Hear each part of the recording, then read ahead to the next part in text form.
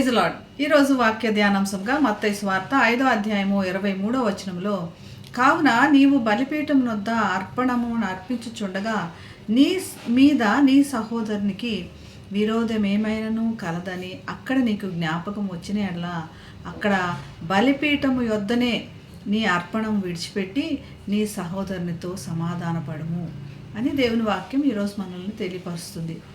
మొదట మన ప్రార్థనలు ఎందుకు వినపడట్లేదు, మన ప్రార్థనలకు జవాబు రావట్లేదు అని దేవుని ఎదుట మళ్ళీ మన ప్రార్థనల కోసం దేవుని దగ్గర గోజాడుతాము. మన ప్రార్థనలకు జవాబు రావట్లేదని కూడా గోజాడుతున్నాము. దేవుని వాక్యము చాలా స్పష్టంగా తెలియపరచబడుతుంది.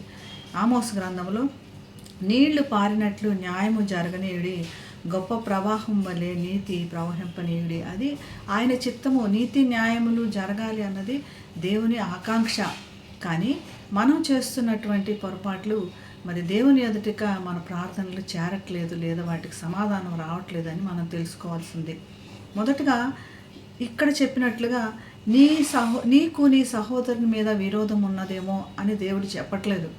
నీ సహోదరునికి నీ మీద ఏమన్నా ప్రాబ్లం ఉందేమో, విరోధం ఏముందో మొదట అది నీవు తెలుసుకోవాలి అని తెలియపరుస్తున్నాడు.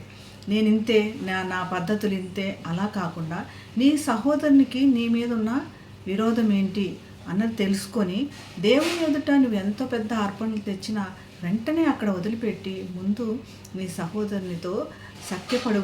నీ విరోధమైన దానికి కారణం ఏంటో తెలుసుకో అని దేవుని వాక్యం మనల్ని ఈరోజు హెచ్చరిస్తుంది.